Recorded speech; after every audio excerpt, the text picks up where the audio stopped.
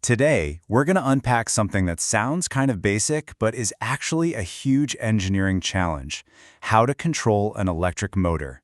But what's fascinating is how the way we solve this problem has been completely transformed over the last couple of decades.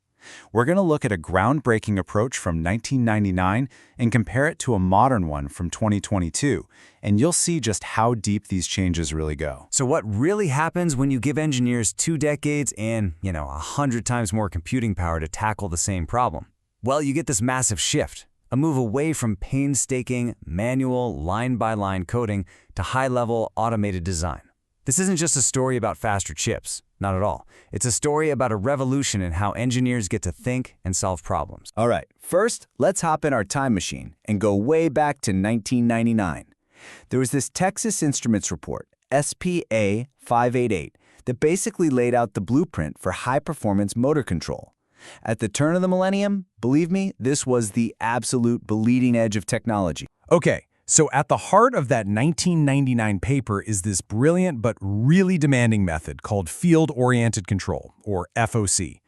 Think of it like the surgical approach to motor control. It uses some pretty complex math to give an engineer incredible, super precise control. But that precision comes at a huge computational cost. And this was the brain of the operation. Now, for its time, this DSP was a beast. But look at those specs: 16-bit, 20 megahertz.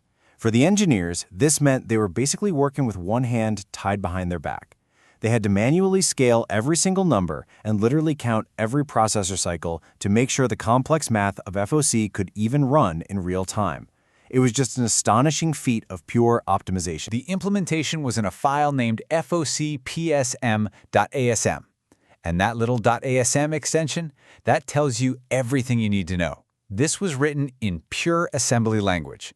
This wasn't just programming, you guys. This was digital craftsmanship, squeezing every last drop of performance out of the hardware, all by hand. Okay, now let's hit the fast-forward button and jump ahead 2 decades. A 2022 paper gives us this perfect snapshot of the modern era, tackling the very same problem but with a total powerhouse of a chip. I mean, the leap in raw power is just staggering.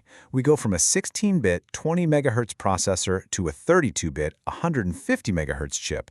But the real game changer here, the thing that changes everything, is the move from fixed point to floating point math. All that tedious, manual scaling of numbers, poof, it's gone. Complex math just becomes effortless for the hardware. Honestly, this isn't an upgrade, it's like a whole different species of technology. But here's the twist, and this is what's so fascinating. With all this incredible new power, you'd think the 2022 team would just use an even more complex version of FOC, right? Nope. They chose a much simpler method, V/F control. So why would they do that? Because when computing power isn't your bottleneck anymore, you're free to optimize for what actually matters out in the real world: simplicity and rock-solid reliability. Right, so this leap in tech, it isn't just about code and chips. It fundamentally changed the entire engineering workflow. It completely transformed how you get a system from a lab bench onto a factory floor. This side-by-side comparison, it pretty much tells the whole story. Just look at the objectives. Back in 1999, the goal was just feasibility. Can we even do this? Is it even possible to prove this complex control works? By 2022, feasibility is a given. The new goal is simplicity and robustness, creating a solution that works reliably in the real world. That shift in mindset right there, that's everything. And the evolution becomes crystal clear when you look at the testing. I mean, wow.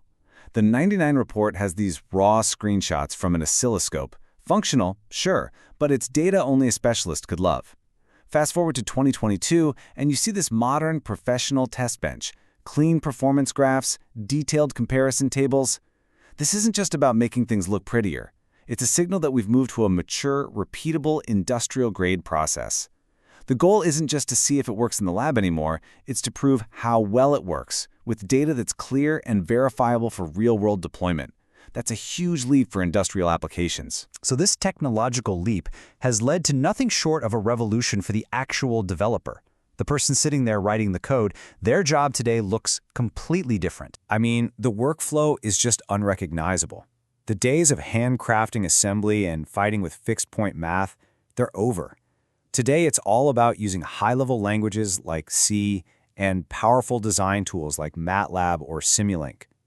And what this does is it frees up the engineer to stop focusing on the tiny details of the microchip and start focusing on the big picture, the machine, the system, the overall performance. You know, there's this perfect line in the 2022 paper where they call motor control a complex and arduous task. And the beautiful irony is that their own work proves that's not really true anymore. Modern tools have tamed that complexity. So what was once a specialist's arduous task is now accessible to a much wider range of engineers. And that just opens the door for innovation absolutely everywhere. So where does all this leave an engineer today? When you've got to pick a control method, what's the new trade-off you have to think about? Well, today's engineer gets to make a strategic choice. If you need maximum performance, that surgical precision, you can still use FOC. But if what you really need is simplicity and robustness, V/F is a fantastic option. The key point is that the hardware can now handle either one with ease. So the decision is no longer about what's technically possible, it's about what's most appropriate for the job at hand. And this brings us to one final, kind of provocative question.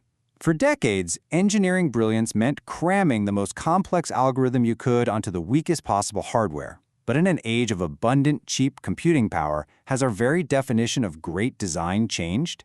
Is the best solution still the most complex one? Or is it now the simplest one that just plain works? Something to think about.